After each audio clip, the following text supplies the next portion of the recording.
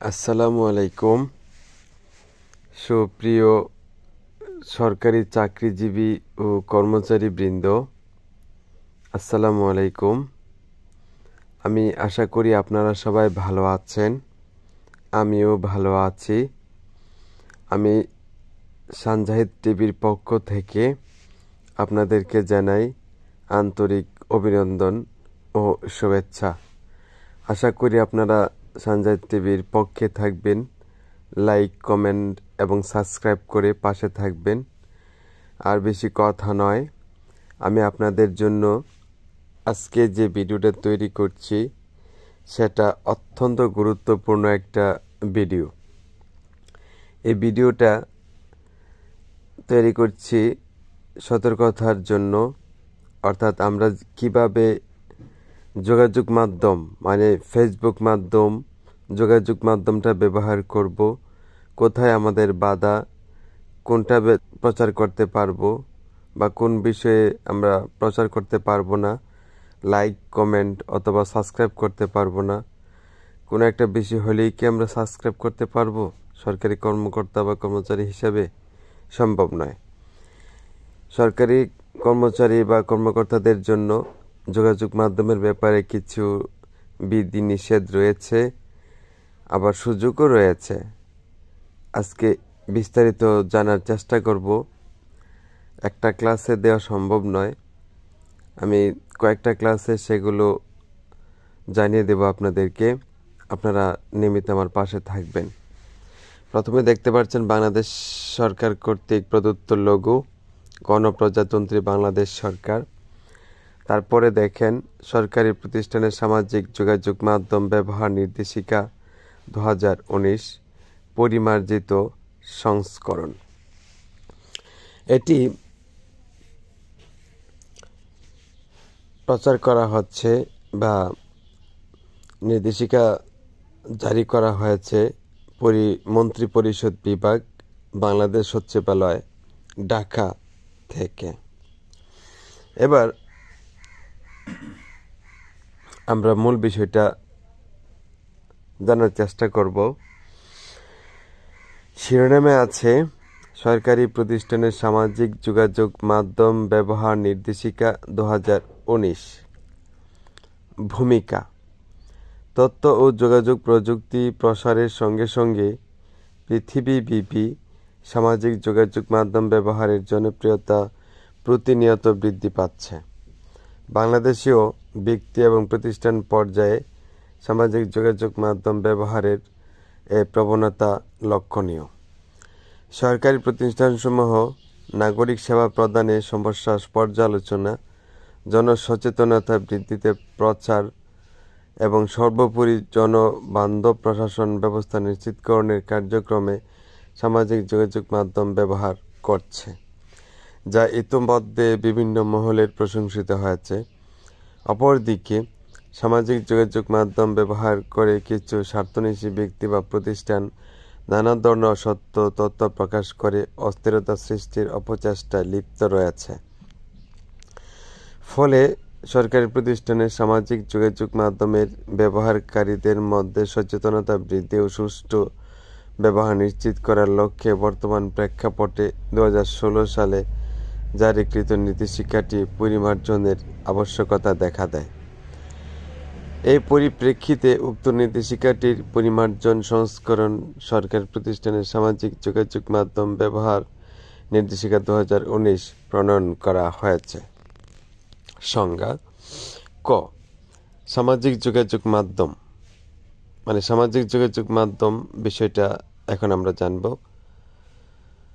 সামাজিক যোগাযোগ মাধ্যম অর্থ কম্পিউটার বা ডিজিটাল ডিভাইসে ইন্টারনেট ব্যবহারের মাধ্যমে পারস্পরিক যোগাযোগের উদ্দেশ্যে তথ্য, উপাত্ত, টেক্সট, ইমেজ, অডিও, ভিডিও ইত্যাদি আদান প্রদানের একটি প্ল্যাটফর্ম।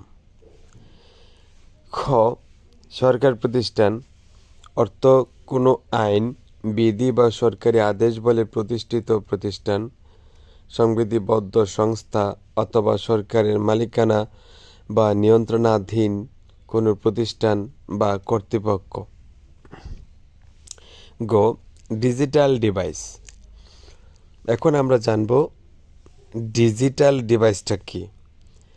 ডিজিটাল ডিভাইস অর্থ কোনো ইলেকট্রনিক, ডিজিটাল, ম্যাগনেটিক, অপটিক্যাল বা তথ্য প্রক্রিয়াকরণ যন্ত্র বা সিস্টেম যা ইলেকট্রনিক, ডিজিটাল, ম্যাগনেটিক বা অপটিক্যাল ইম্পালস ব্যবহার করে যৌক্তিক, গাণিতিক এবং স্মৃতি কার্যক্রম সম্পন্ন করে, এবং কোনো ডিজিটাল বা কম্পিউটার ডিভাইস সিস্টেম বা কম্পিউটার নেটওয়ার্কের সঙ্গে সংযুক্ত এবং সকল ইনপুট আউটপুট প্রক্রিয়াকরণ সঞ্চিতি ডিজিটাল ডিভাইস সফটওয়্যার বা যোগাযোগ সুবিধাদিও এর অন্তর্ভুক্ত হবে। মানে সব ধরনের সোশ্যাল মিডিয়ায় বা অনলাইন ব্যবহার করে যোগাযোগ রক্ষা করা যায়, সফটওয়্যারের মাধ্যমে হোক অথবা ইন্টারনেটের মাধ্যমে হোক, এই জাতীয় সমস্ত ডিভাইসই ডিজিটাল ডিভাইস হিসাবে অন্তর্ভুক্ত হবে। 3. নির্দেশিকা জারির উদ্দেশ্য ও অধিক্ষেত্র। মানে কেন নির্দেশিকাটা জারি করা হলো আর এর ক্ষেত্রটা কি। 3.1 ক সরকারি প্রতিষ্ঠানের সামাজিক যোগাযোগ মাধ্যমের কার্যকর ব্যবহার নিশ্চিত করা। খ সামাজিক যোগাযোগ মাধ্যম ব্যবহারে সরকারি প্রতিষ্ঠান এবং কর্মচারীগণের করণীয় ও বর্জনীয় নির্ধারণ করা। এবং গ সামাজিক যোগাযোগ মাধ্যম ব্যবহারের ক্ষেত্রে প্রয়োজনীয় নিরাপত্তা ও গোপনীয়তা নিশ্চিত করা। 3.2 অধিক্ষেত্র।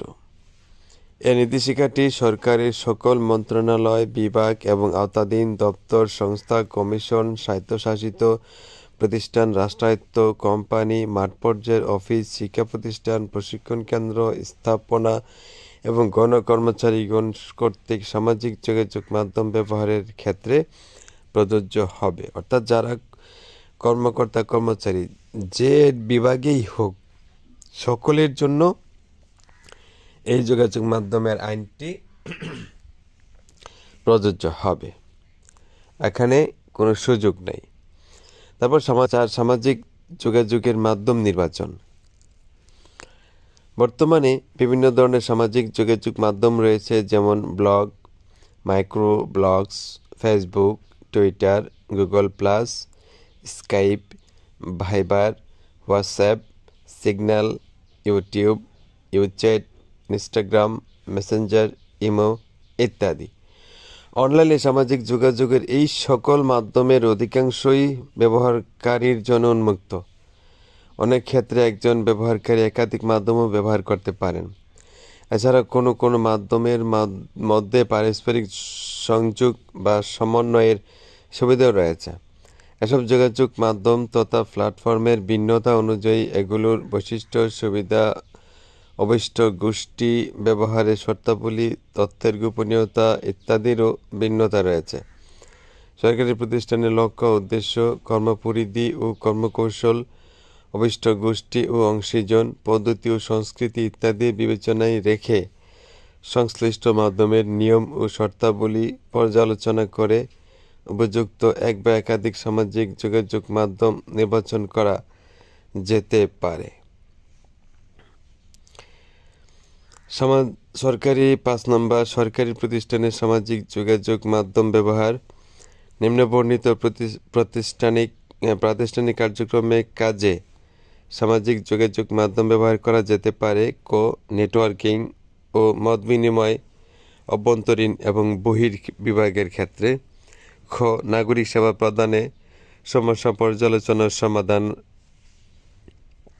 গ জনসচেতনতা ও প্রচারণা। ঘ সামাজিক সেবা সহজীকরণ ও উদ্ভাবন। ও নীতি নির্ধারণ ও সিদ্ধান্ত গ্রহণ প্রক্রিয়ায় জনগণের অংশগ্রহণ। চ জনবান্ধব প্রশাসন ব্যবস্থা নিশ্চিতকরণ। এবং ছ নাগরিক সেবা প্রদানের নতুন মাধ্যম ইত্যাদি। আজকে ভিডিওটা এ পর্যন্তই করলাম।